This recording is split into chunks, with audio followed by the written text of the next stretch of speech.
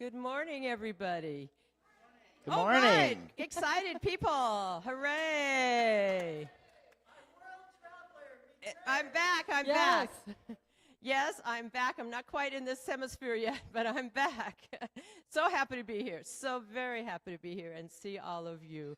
And we have, I better tell where we are. So this is the Center for Spiritual Living Visalia, and we're so happy to have you, and we're so excited to have our guest minister, our regular guest minister, Reverend Donna, here in person today.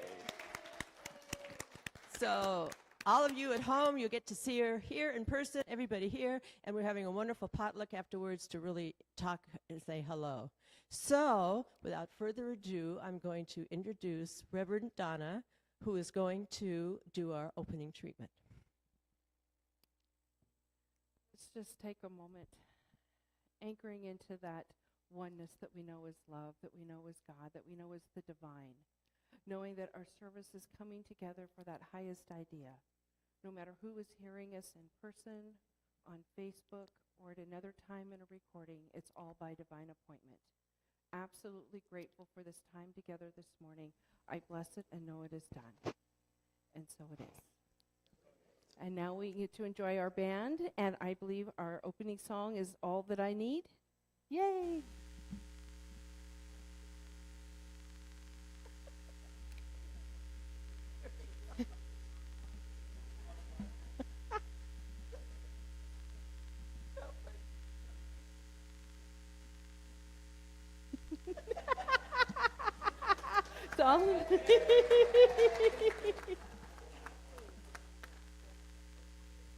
Talk about an entrance.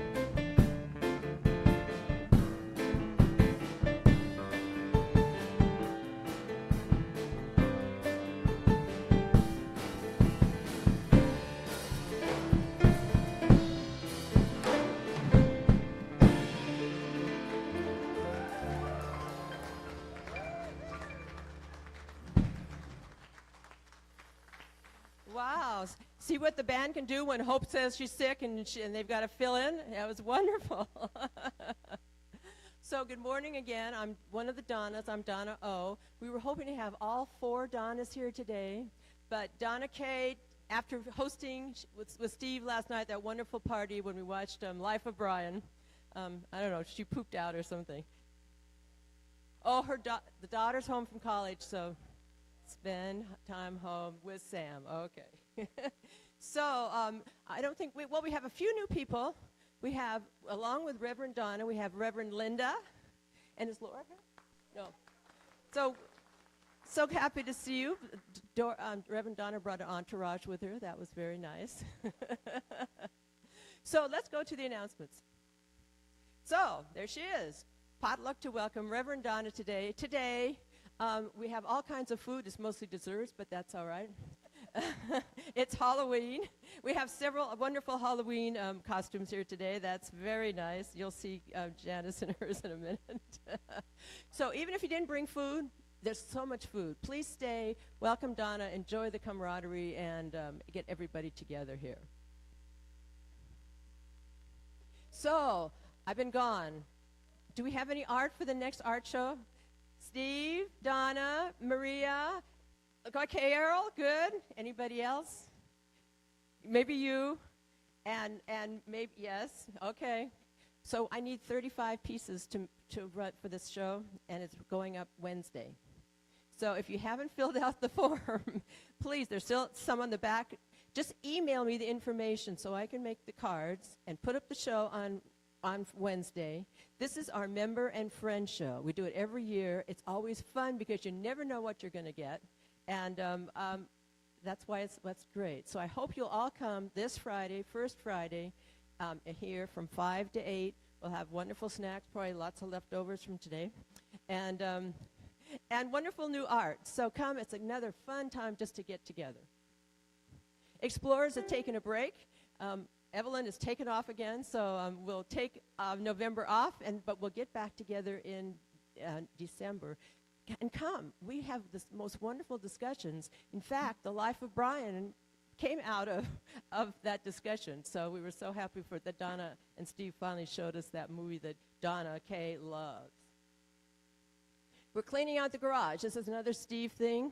We're doing it November 4th, which is a week from yesterday, 12 noon. He's coming earlier, so you can come if you want. But you know what our garage is? Does everybody know what our garage is? Yeah, I think Linda Cooney named it that because we throw everything that we don't know what to do with, and we got to get rid of a bunch of it. So next Saturday, 12 o'clock, come in your grungies, and we'll get rid of a bunch of that stuff.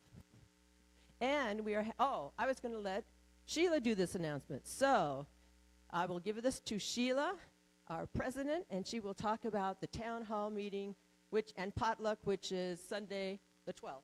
Right. Good morning. Am I on? Yes, you're on. Okay. November 12th, mark it on your calendar. We're going to have another potluck because that's always a surefire way to get you guys to stay for the town hall meeting. And the town hall meeting, we're going to discuss whatever you want to discuss. There's a box right down here. You can write a suggestion as to what you'd like to talk about. Put it in the box, then the board will get it all, and we'll make a list, and that's what we're going to talk about. Also want to let you know, look in your mail because another survey has gone out. So we just sent that out when, John? Thursday. So it went out Thursday, so you should be getting it any time now. And please fill out your survey and get it back to us. And then we'll have another town hall down the road where we can address the things on the survey. Okay? Great. Where'd Donna go? I lost her. Is there anything else, Donna? Oh, that's the last one. Okay.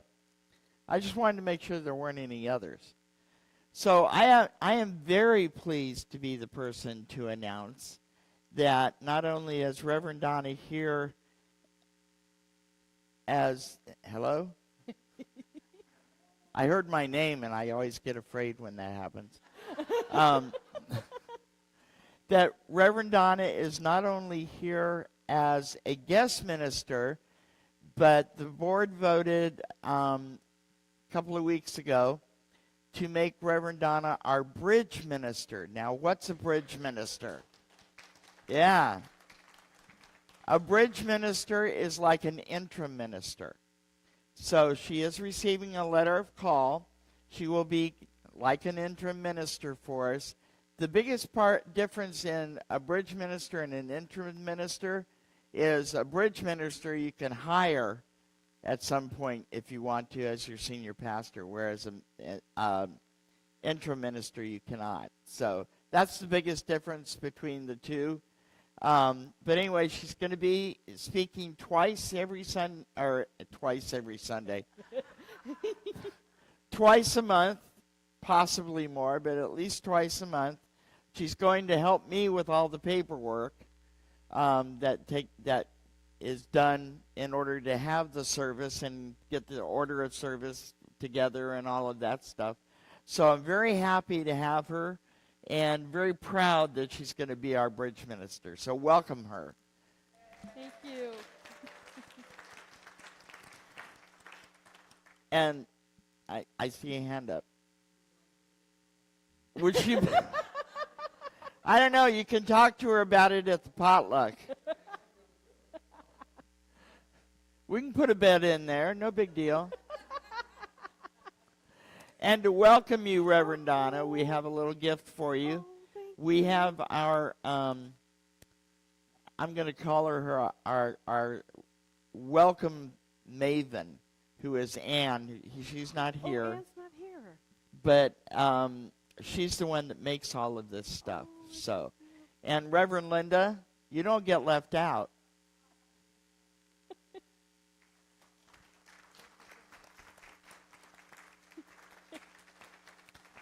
Thank you. Welcome, and I know you will enjoy what's in there. Oh, What's next, how Donna? Fun. Janice. Oh my gosh.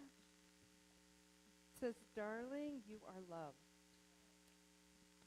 I look through my goodies. Thank you. I'm so grateful to be here. Hey, Janice. Wow, so wonderful to see everyone today and to see Reverend Donna in person. I've gotten to spend a lot of time with her on Zoom, and I can tell you that she is kind and loving and enthusiastic and happy to be here, and we are very, very happy to have her here. And I feel so blessed that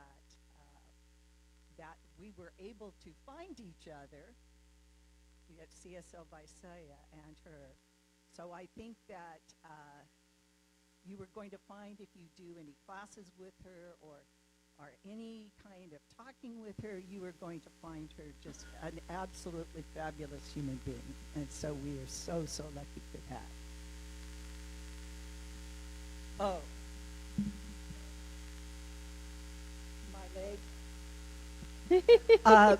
I've been on a diet, but so far it's only the bottom part that's had any success. Yeah, a little knock-me. Okay, let me have the diversity quote. Anyway, this is by Ram Dass. I love that picture. Donna does such wonderful pictures. In most of our human relationships, we spend much of our time reassuring one another that our costumes of identity are on straight.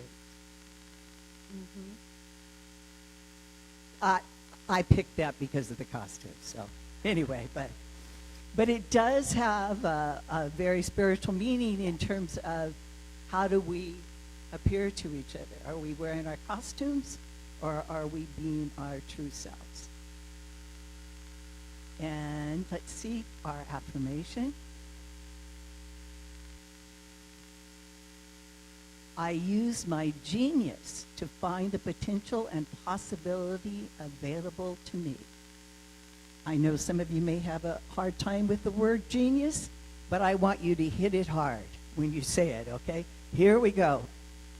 I used my genius to find the potential and possibility available to me. And so it is.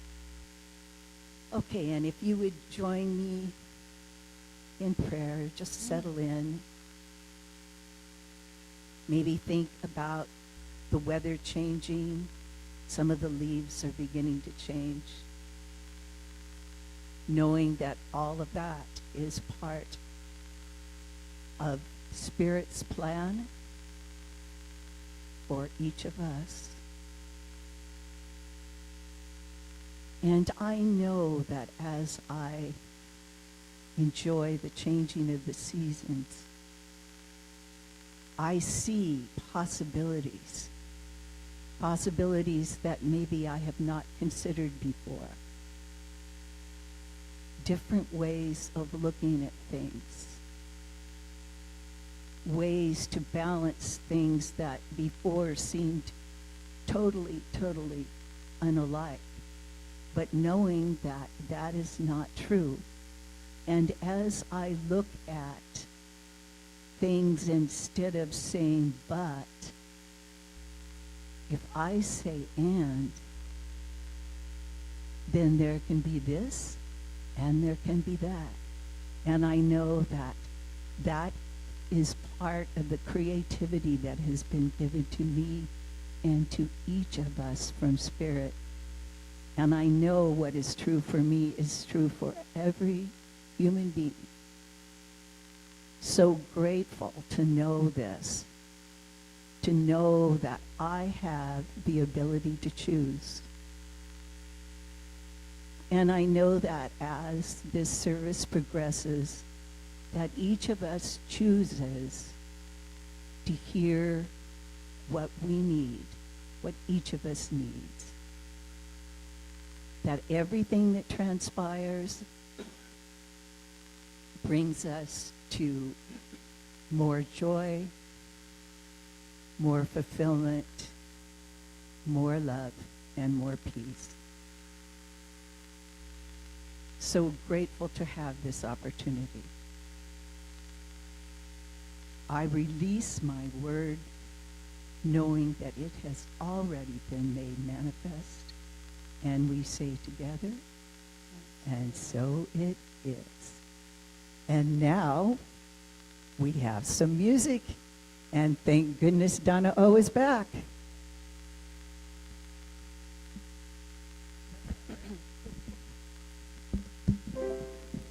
So we don't have Hope here today, so I'm filling in cold and all. We decided to do a song everybody knows so we don't have to worry about words because we don't have them up. It's, no, what's it called? Oh, thank you. I was already to the next song. Face of God with all the yes, sign language. So we'll do it through 4 times, so you'll have it. If you don't know it first, you'll have it by the 4th time for sure.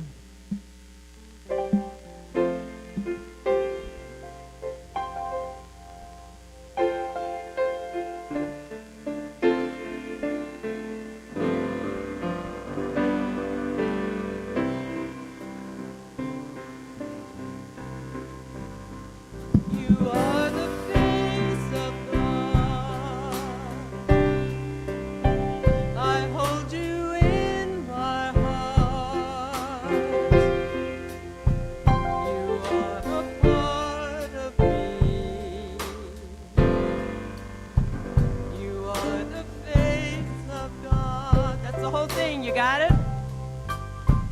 You are the face of God. I hold you in my heart. You are a part of me. You are the face of God. You are the face of God.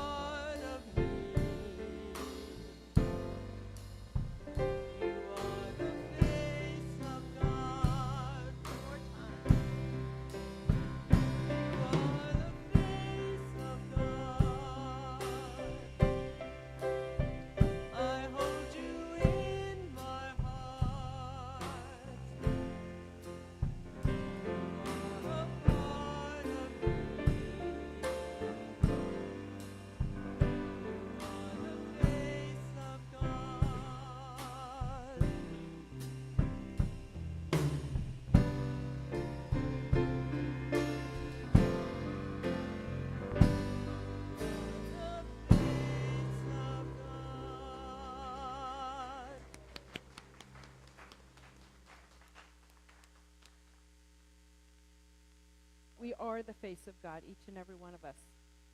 When we look at each other, we are seeing the divine within each and every one of us. And to come from that place of the divine in our hearts is where we find that connection. I am so grateful to be here this morning. Last night was so much fun. I got to meet so many people. And today I got to meet Gigi. We talked about her last night. Cute little one.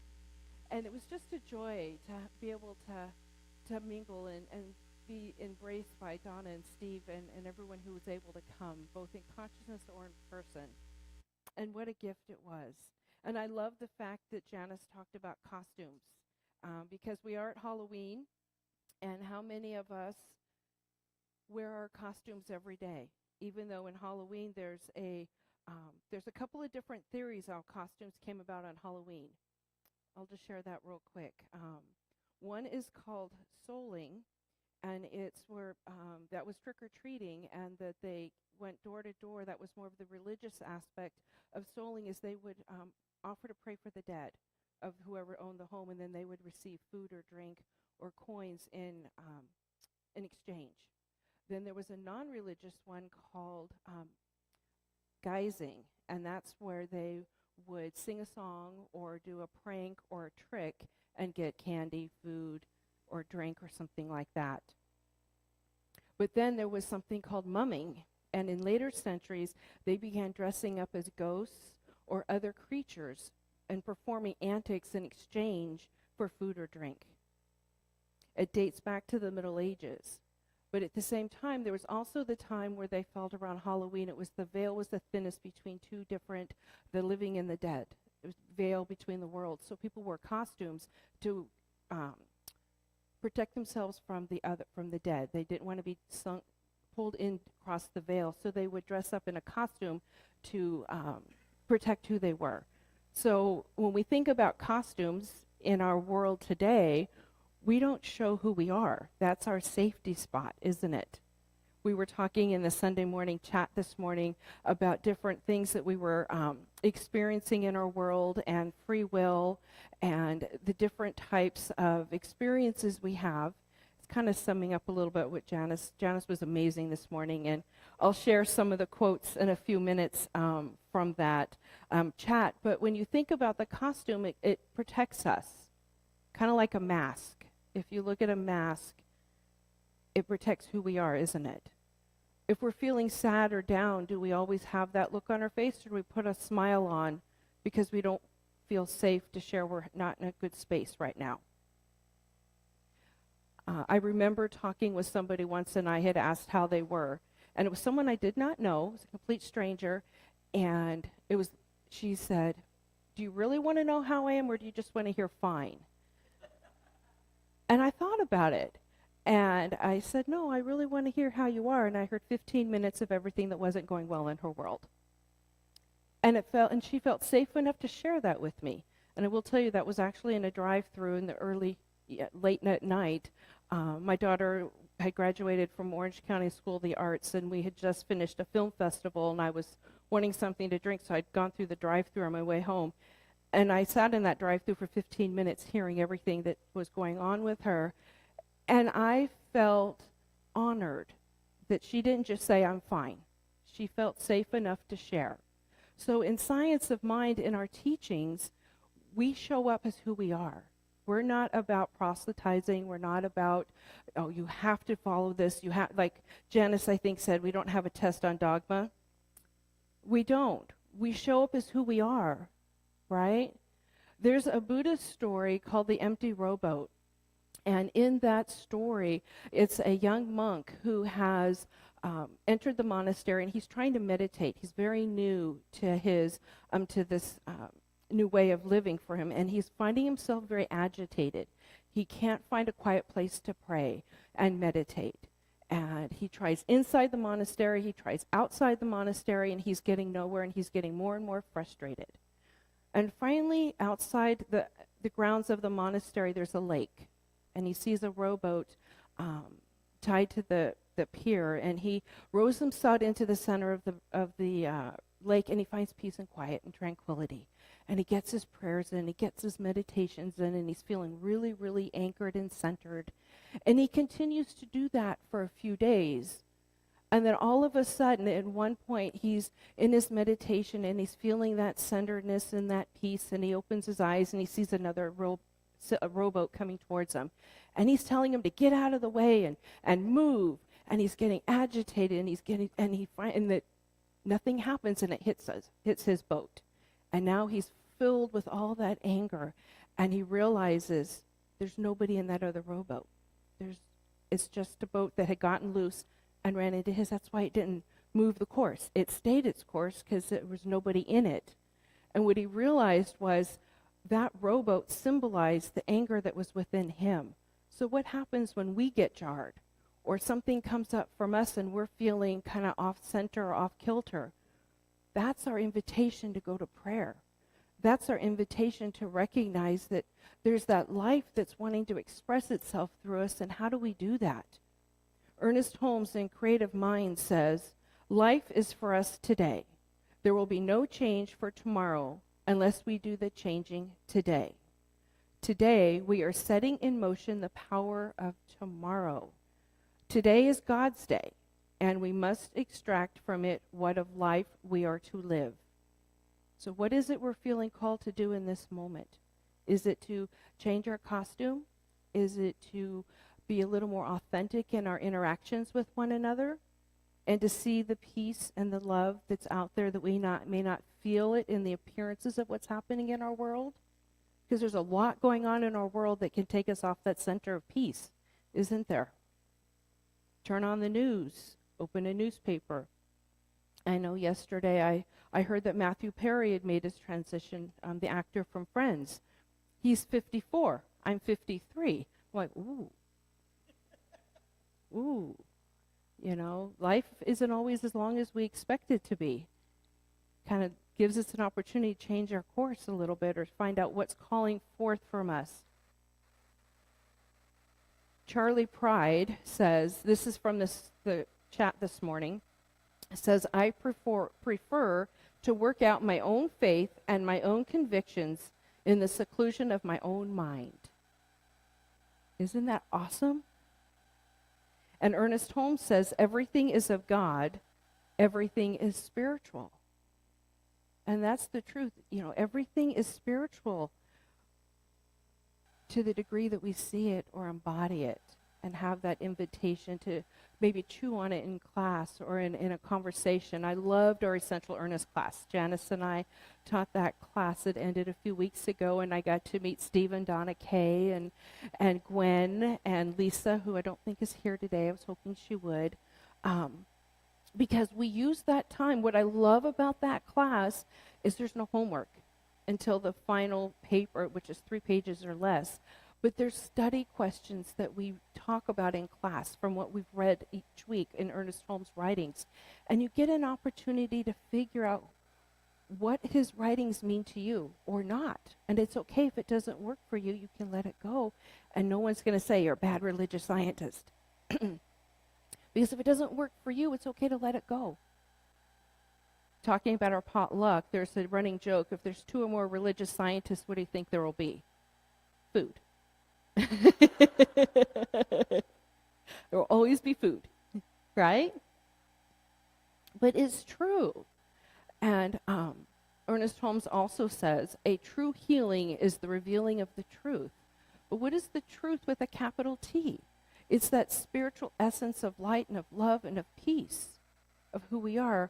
I know my talk title is the genius of the and, because I know last week we talked about either or. You're either this or you're either that. What about a third way?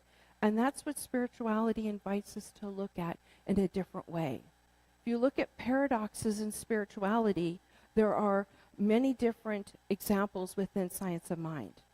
We talk about the masculine and the feminine energy, consciousness and matter. But in order to have matter, in order to have something seen, it starts in our consciousness. We all envisioned a time today of coming together, of connection and joy, and at least I did, and food, and getting to meet Gigi. I love animals. And laughter. We can come to church and laugh. And it's also a place to come to church if we're not feeling very well, to feel that loving energy and have that revelation of truth, to be reminded of who we are. Sometimes we're tired. Sometimes we're not sure what's next.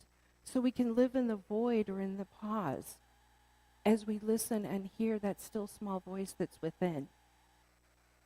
Everything we see is a manifestation of our beliefs. And we can have some pretty good conversations, I bet, especially with Steve on this one, I think.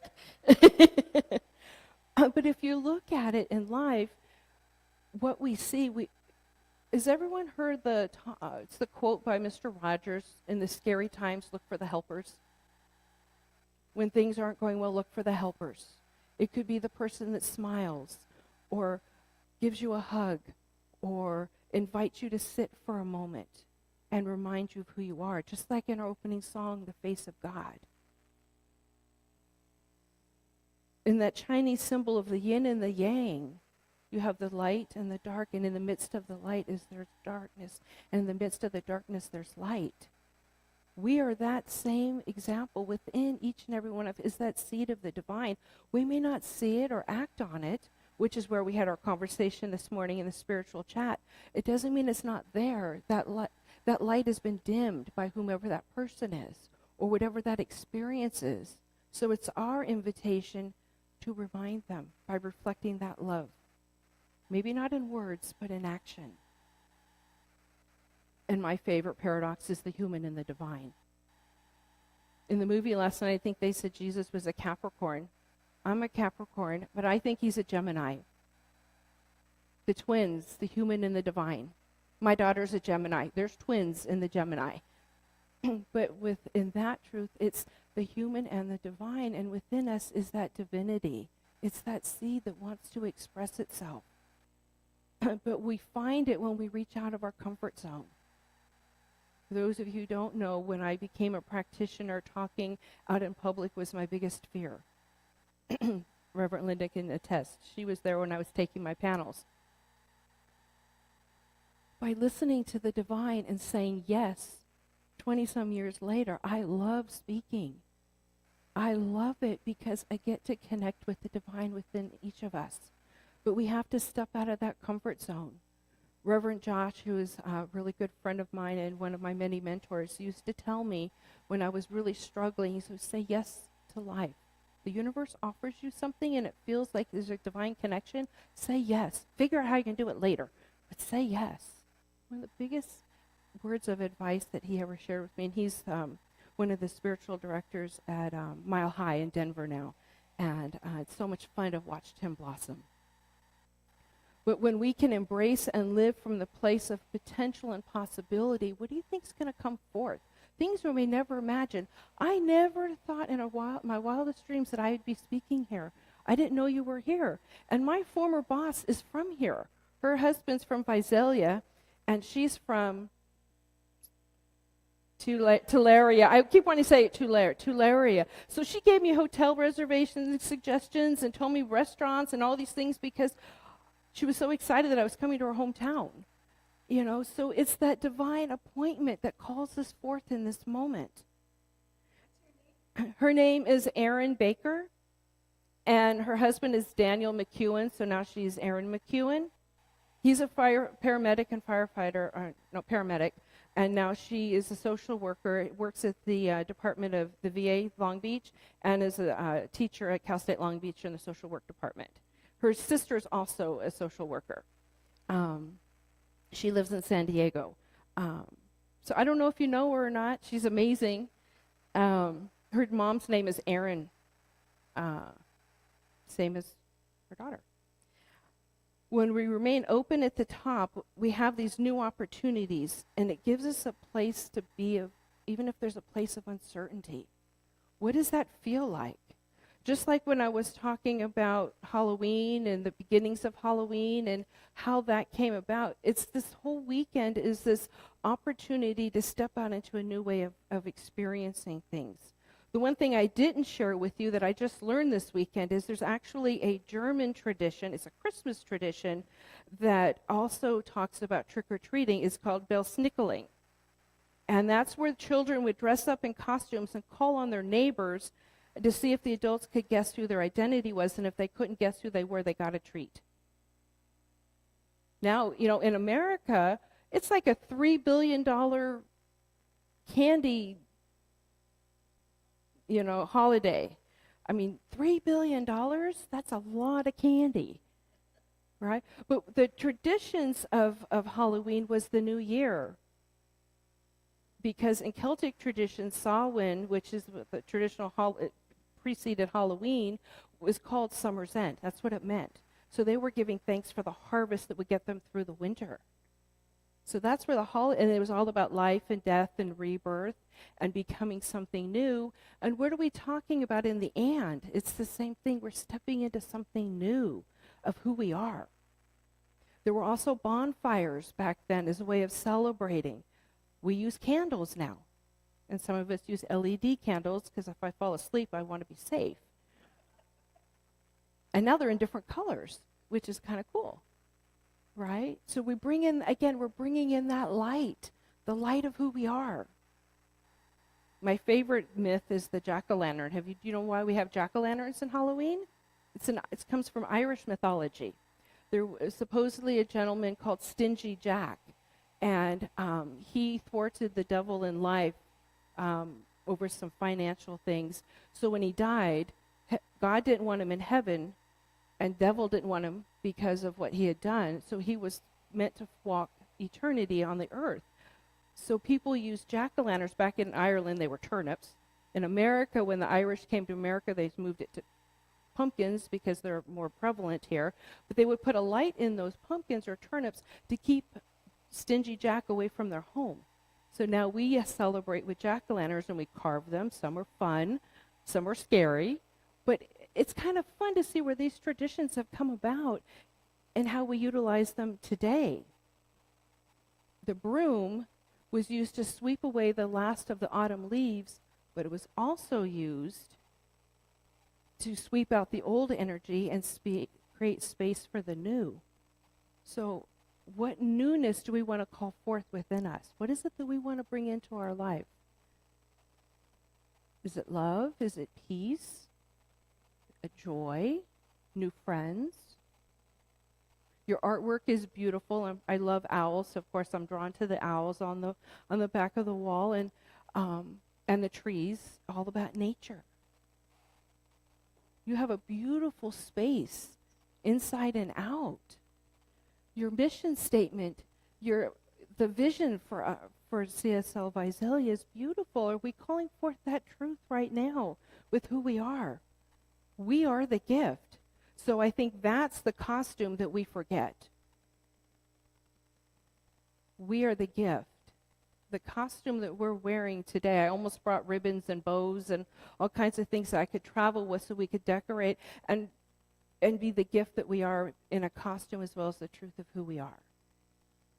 Something as simple as putting a bow on your head or a ribbon around you is to remind you you're the gift. The divine came to express itself through each and every one of us in this moment. Mm-hmm. Oh, it's the band. And Reverend Nan also sends her love. I wanted to share that with you. She emailed me on Friday and said to send you her love and her blessings. She's a gift. We're all a gift, and we're showing up by divine appointment. So may we remember that truth of who we are. I'm going to end with a story called The Tired Bee. It's another rowboat story. I seem to be into rowboats in the lakes today. But there was a young girl. She was sharing this story as an adult, but she remembered as a young girl that she and her father were out on the lake one hot summer day. Her cousins were older than her, so she used to spend a lot of time with her dad. And she was very, very, very afraid of bees, wasps, hornets, anything in the bee family. And as they were rowing out in the middle of the lake, all of a sudden she heard her father say, "Don't move. Don't move." And she's like, and she realizes there's a bee on her shoulder. And he said, "The bee is tired. It's been flying everywhere. This lake is huge. It needs to rest. Just know you'll be okay." And she's trying not to panic, and she's trying not to panic, and she calms down, and she starts looking at the bee, and she's paying attention, and it sits there for a few minutes, and then it flies off. But she said, in that moment of looking at the bee, I finally felt the interconnectedness of life. She says, in looking back in that moment, she realized there was a oneness in life, and that experience of being that safe place for that bee to rest till it could get its energy to continue to fly was a gift. And a bee symbolizes service. Busy as a bee. If I could wear a Halloween costume, I probably would have come as a bee, because it symbolizes service, and their movement from one plant to another symbolizes the interconnectedness and the needs of all living things. Bees are important. They connect us. So how can we be that safe place for someone who might need a rest before they can continue on to do the work they're called to do? Can we be that safe, open, welcoming place here at CSL Visalia and in our own lives and our own experiences? I'm going to invite us to turn within in prayer and recognize and know that who we are is that divine, the divine love, the divine light, the divine peace. Recognizing and knowing there's only good and very good in the world, I give thanks for this time to remember there is a third way to see life. May we be open in consciousness and in heart to see and know and claim that truth. To see that journey, that path that may be opening we don't even realize is there, but we recognize and sense it in our heart, because that is the divine having an experience of itself. Grateful to recognize and know this truth, I say thank you, sweet Spirit. I know this time is blessed, it is done, and so it is. I'd like to invite our band up to sing another beautiful song.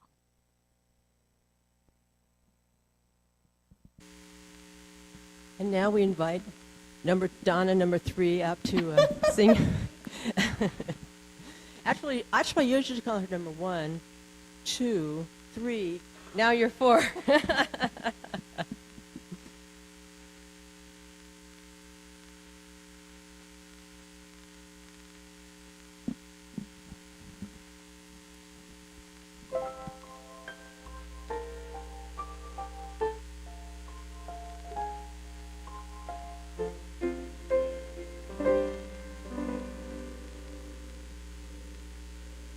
You will do amazing things with the choice each new day brings, and with every song you take, bless the progress that you make.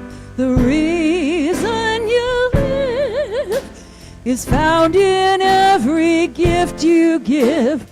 Love your life, love your dreams. You will do amazing things. Amazing, amazing.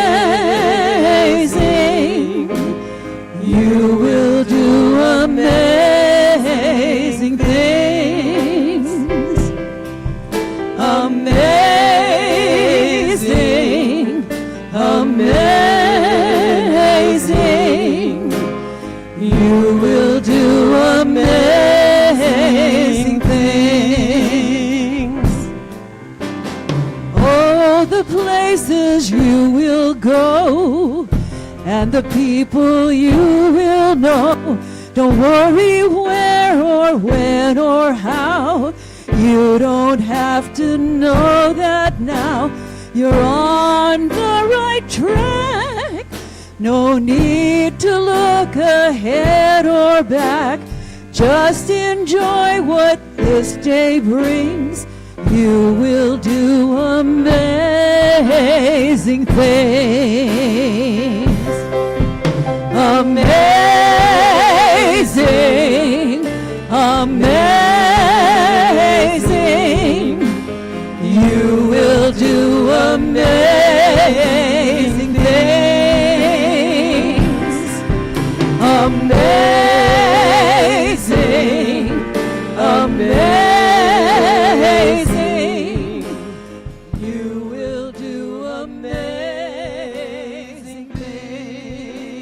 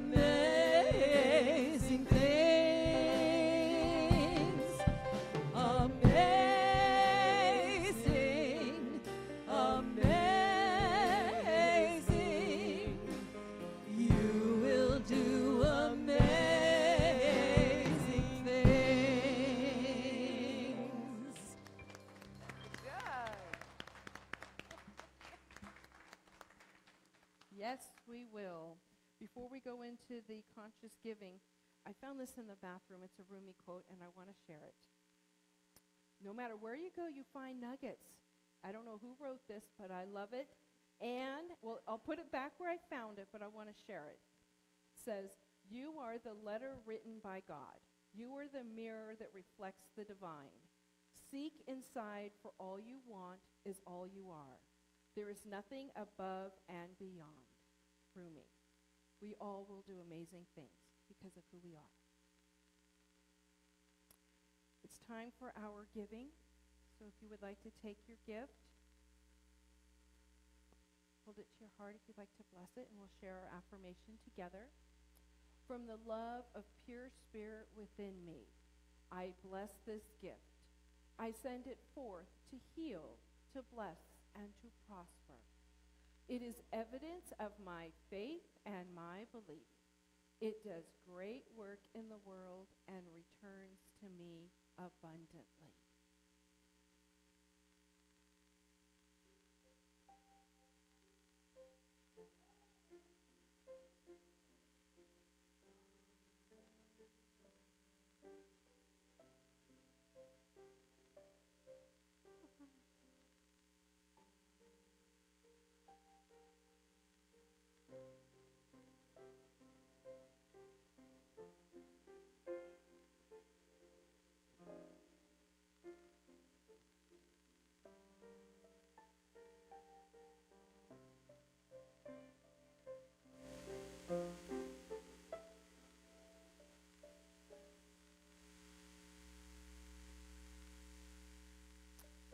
We give thanks and we bless these gifts, recognizing and knowing they are doing the work of the divine, going out into the world, reflecting the love that it is, the abundance that it is, the prosperity that it is, reflecting back to the giver and to all who are embraced by it. We say thank you, Spirit, for these goods, and so it is, these gifts. And remember, you can always send in money or online or through the website. We thank you for your financial contributions to our center. It is now time for the peace song. It is so fun, I have to say, to be here in person, get to see it all. I usually see it on the video. And thank you, Dino, for always helping me and Stan. So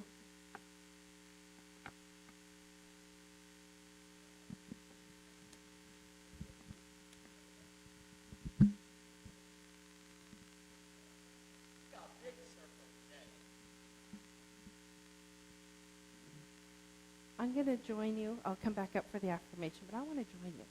Is that okay?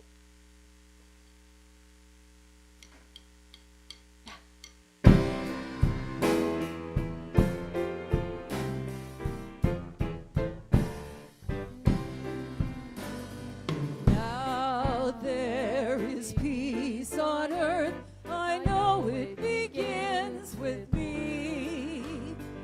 Now there is peace on earth, the peace that was meant to be.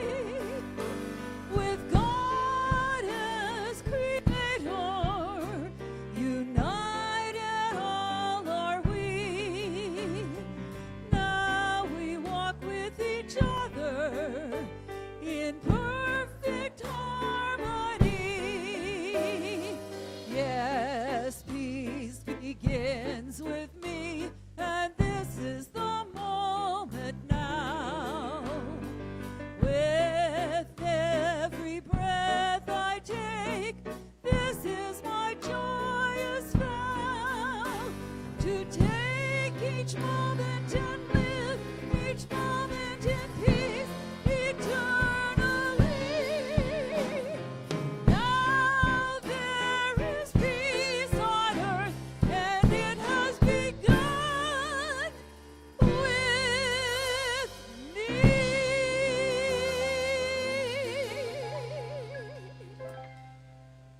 And repeat after me. Something wonderful is happening through me right now. It is this thing called life. Now life is in my mind. It's in my body. and the body of all my affairs.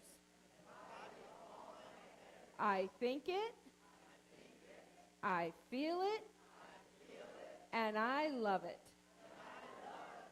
Just the way that it is, and just the way that it is not. Thank you, life. Have a blessed Sunday, and thank you. Happy Sunday.